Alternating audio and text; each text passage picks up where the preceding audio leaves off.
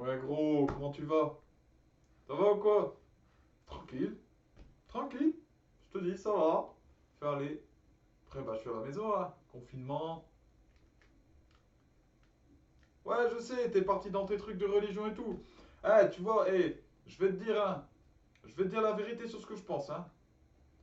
Pour moi, tu vois, chrétien, musulman, juif, pour moi, à partir du moment où t'as un Dieu, pour moi, c'est beau. Voilà, moi je trouve que c'est bien, c'est respectable. C'est respectable. Tu choisis d'agir avec ton Dieu. Moi je trouve ça correct. Voilà, vraiment. Tu vois, c'est un monde qui a de moins en moins de valeur, qui part en vrille et voir des gens comme ça, moi ça me fait plaisir. Après, je vais pas te mentir, il y a un truc que je comprends pas.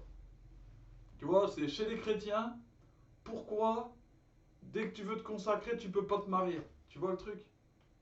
Je sais pas moi. Tu vois, pourquoi ils font pas comme chez tu vois, les protestants? Tu vois, là-bas, ils peuvent. Tu vois, le gars, c'est le chef, mais il est marié. Là-bas, chez les catholiques, ouais, le prêtre, il peut pas se marier. Les moines, ils peuvent pas se marier. Les sœurs, elles peuvent pas se marier. N'importe qui. Le pape, il est pas marié. Tu vois. Mais avant, je t'assure, hein, il y a très longtemps, ils pouvaient se marier. Moi, je comprends pas ça. C'est pas normal humainement. Comment tu fais? Comment tu fais pour pas vouloir? Tu vois, tu veux pas. Attends, excuse, parce que la vidéo a commencé, voilà. Ils sont en train de m'attendre, hein. Je te laisse, hein. Bonjour les amis, c'est Cyril de Lille. Excusez-moi, j'étais dans pleine conversation. Les, la vie consacrée à Dieu, les consacrer dans le célibat. Comment est-ce que c'est possible? Et puis, je vais vous parler d'amour, comme tout au long de cette semaine, tout au long de cette semaine sainte que les catholiques sont en train de passer, c'est-à-dire la semaine qui précède Pâques. Donc nous sommes dans la semaine dans laquelle Jésus est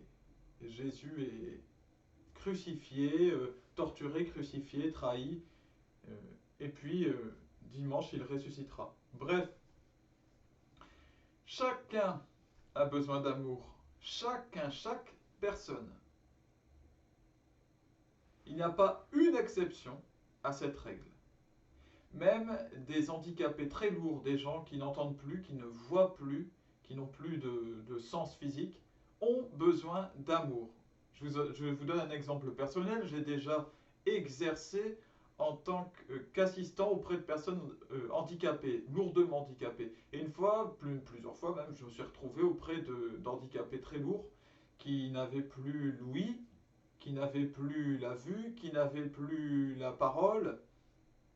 Donc, des personnes coupées de la plus pratiquement complètement coupées de la réalité sensorielle, hein, la réalité physique, vous voyez. Et bien ces personnes, je peux vous assurer qu'elles n'avaient qu'un plaisir, c'était de, quand elles sentaient quelqu'un s'approcher, lui prendre la main, comme ça. Prendre la main et puis peut-être toucher leur visage. Après, ça dépendait des caractères des personnes.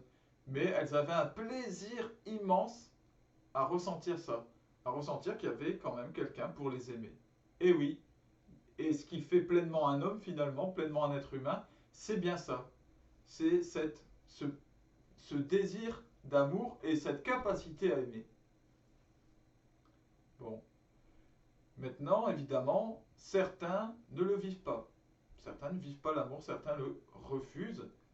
Certains aussi se déshumanisent du coup avec le temps puisque nous avons la possibilité de nous détacher de Dieu et donc aussi de l'amour.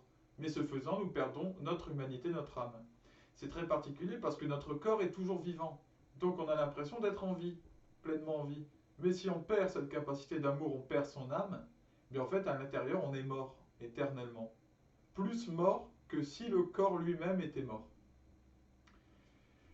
La relation charnelle sans lendemain, je vais en parler rapidement, elle permet de vivre une passion, hein. Là, on parle d'amour aujourd'hui, c'est pas réellement de l'amour, alors c'est vraiment le début. C'est le tout début. Une passion sans engagement. Donc évidemment, cela s'accompagne de souffrance. Pourquoi? Parce que la passion à peine commencée doit être tout de suite coupée, déchirée.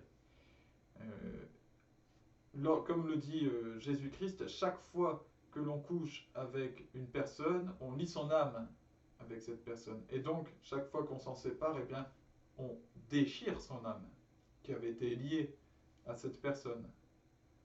Voilà, ce qui, encore une fois, de la même façon, peut mener à la déshumanisation. Ceux qui ont l'habitude d'avoir des relations de ce genre-là, eh bien, au fur et à mesure, s'habituent quelque part. C'est comme si le corps était anesthésié, eh bien là, c'est leur âme qui est anesthésiée. Et donc, eh bien, ils se déshumanisent aussi. Le mariage permet de développer une véritable relation d'amour. Voilà, un homme, une femme. Je ne parle pas de la polygamie là, je parle de la monogamie. Lorsque la passion dans le couple retombera, ce qui est toujours le cas à un moment ou à un autre, eh bien les mariés qui se sont jurés fidélité choisiront, devront faire le choix responsable et pleinement volontaire. Hein, donc on n'est plus dans la passion qui prend possession de nous. Ils devront faire ce choix de continuer à s'aimer.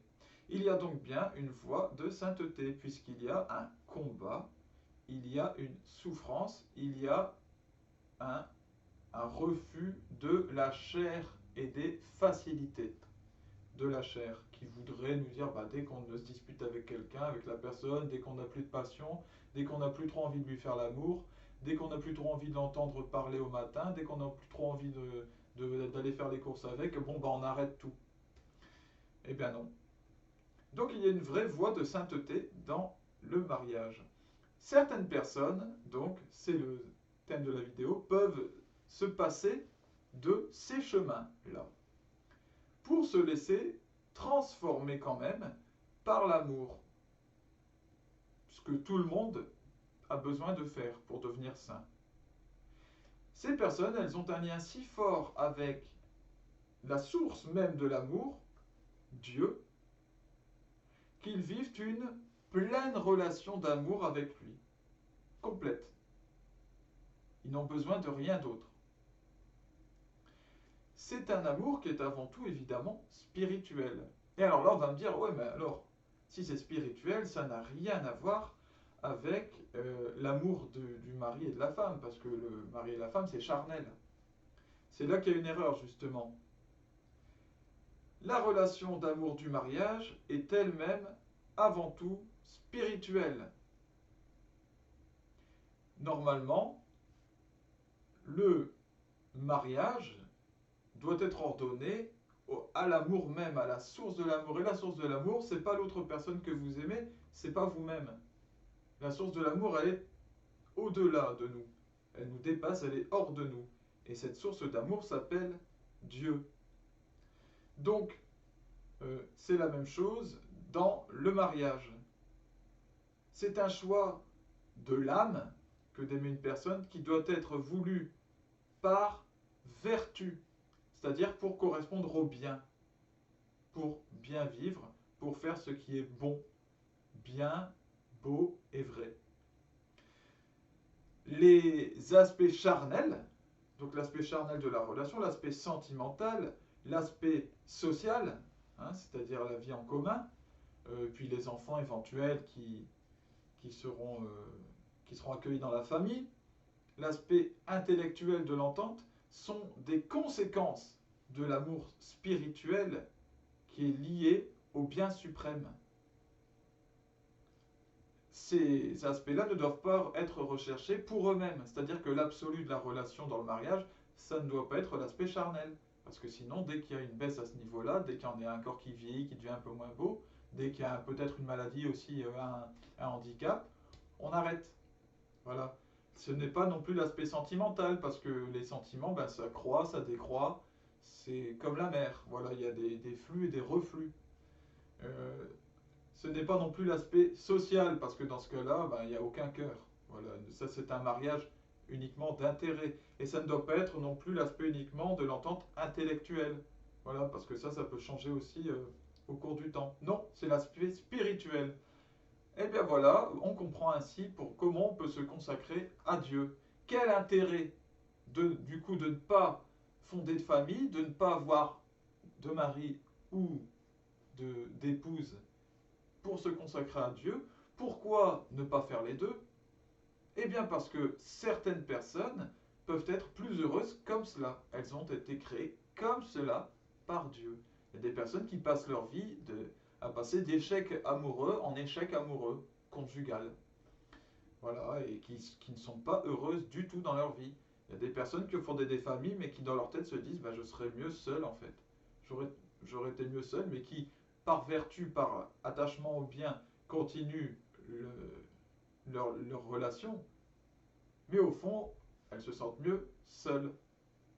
Il y a des personnes qui se sentent plus utiles aux autres comme cela, en étant seules et en pouvant s'offrir à d'autres personnes, ce qui n'est pas le cas de la personne mariée qui a en plus une famille qui doit se consacrer à sa famille.